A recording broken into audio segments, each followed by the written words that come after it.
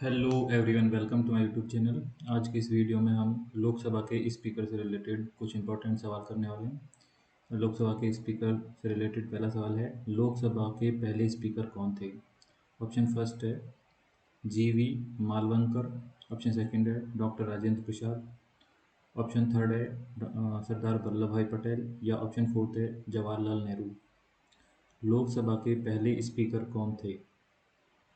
तो इसका सही आंसर होगा ऑप्शन फर्स्ट जीवी मालवणकर। अगला प्रश्न है, लोकसभा के वर्तमान स्पीकर कौन है? ऑप्शन फर्स्ट है ओम बिरला।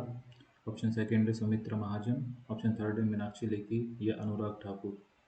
तो इसका राइट आंसर होगा ओम बिरला।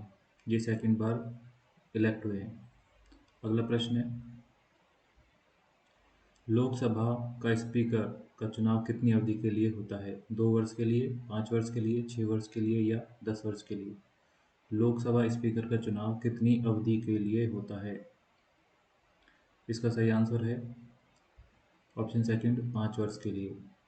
अगला प्रश्न है, लोकसभा का कार्यकाल कब समाप्त होता है? लोकसभा स्पीकर का कार्यकाल कब समाप्त होता है? ऑप्शन फर्स्ट है 5 साल बाद। ऑप्शन सेकंड है नए स्पीकर के चुनाव चुने जाने पर।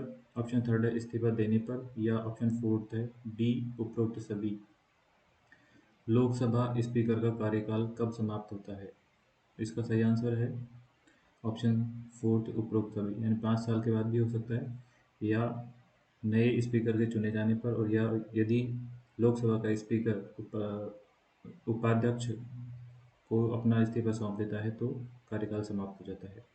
अगला प्रश्न है, स्पीकर के द्वारा कार्यवाही की अध्यक्षता किस समय की जाती है? जब ऑप्शन फर्स्ट है जब सदन सत्र में हो। ऑप्शन सेकंड है जब प्रधानमंत्री उपस्थित हो। ऑप्शन थर्ड है जब राष्ट्रपति उपस्थित हो। या ऑप्शन फोर्थ है जब उपाध्यक्ष उपस्थित हो।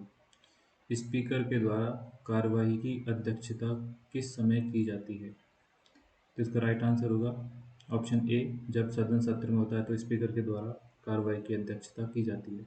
यदि स्पीकर नहीं होता है तो उपाध्यक्ष अध्यक्षता करता है। अगला प्रश्न है, स्पीकर के आदेश पर सदन में किसे निष्कासित किया जा सकता है? ऑप्शन फर्स्ट है सांसदों को। ऑप्शन सेकंड है मंत्रियों को। ऑप्शन थर्ड है स्पीकर को। या फिर ऑप्शन फोर्थ है सचिव को। स्पीकर के आदेश पर सदन में किसे निष्कासित किया जा सकता है? इसका राइट आंसर होगा ऑप्शन फर्स्ट सांसदों को। अगला प्रश्न है, स्पीकर का चुनाव किसके द्वारा किया जाता है? स्पीकर का चुनाव किसके द्वारा किया जाता है? ऑप्शन फर्स्ट है प्रधानमंत्री के द्वारा।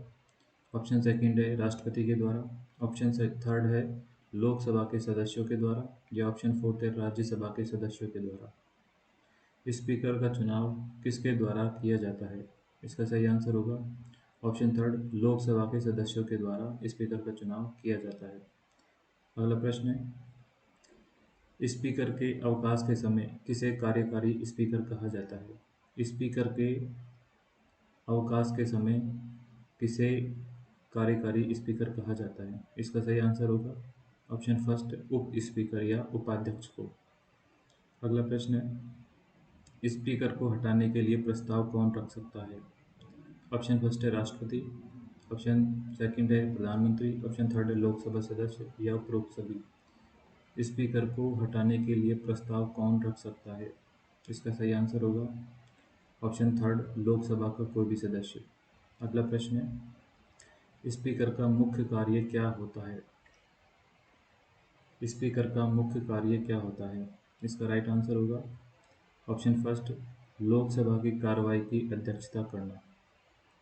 अगला प्रश्न है, स्पीकर किसके प्रति जवाबदेह होता है?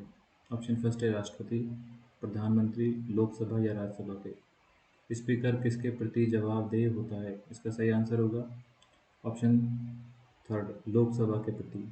अगला प्रश्न है, लोकसभा के इतिहास में पहली महिला स्पीकर कौन थी? Option first Meera Kumar. Option second Sushma Swaraj. Option third Sonia Gandhi. या ऑप्शन फोर्थ प्रतिभा पाटिल। लोकसभा के इतिहास में पहली महिला स्पीकर, इसका राइट आंसर है मीरा कुमार थी। अगला प्रश्न है, स्पीकर की भूमिका में कौन सी स्वतंत्रता महत्वपूर्ण है? स्पीकर की भूमिका में कौन सी स्वतंत्रता महत्वपूर्ण है? इसका राइट आंसर है ऑप्शन फर्स्ट, निर्णय लेने की स्वतंत्रता। अगला प्रश्न है, लोकसभा स्पीकर के पास किसी प्रकार की शक्ति होती है? इसका राइट आंसर होगा व्यवस्थापिका शक्ति।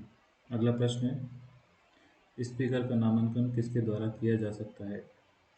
स्पीकर का नामांकन किसके द्वारा किया जा सकता है? इसका राइट आंसर होगा ऑप्शन थर्ड, किसी भी लोकसभा के सदस्य के द्वारा।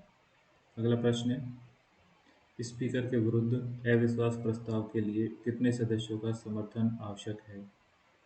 इसका राइट आंसर होगा ऑप्शन ए, 50 सदस्यों का समर्थन आवश्यक है। अगला प्रश्न है, स्पीकर किस स्थिति में वोट कर सकता है? स्पीकर किस स्थिति में वोट कर सकता है?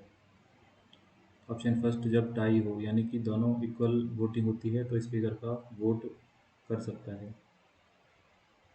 अगला प्रश्न है, स्पीकर के चुनाव में कौन भाग नहीं ले सकता?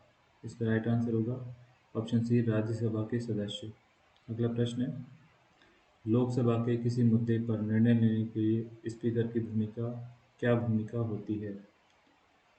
लोकसभा के किसी मुद्दे पर निर्णय लेने के लिए स्पीकर की क्या भूमिका होती है? ऑप्शन थर्ड, यानी निर्णय सुनाना, मतदान करवाना या विवाद सुलझाना, तीनों में ही लोकसभा के स्पीकर की भूमिका होती है। अगला प्रश्न है, स्पीकर का इस्तीफा किसे सौंपा जाता है? इसका राइट आंसर है ऑप्शन थर्ड, उप स्पीकर, जिसे उपाध्यक्ष भी बोलते हैं। Thank you for watching and subscribe my channel.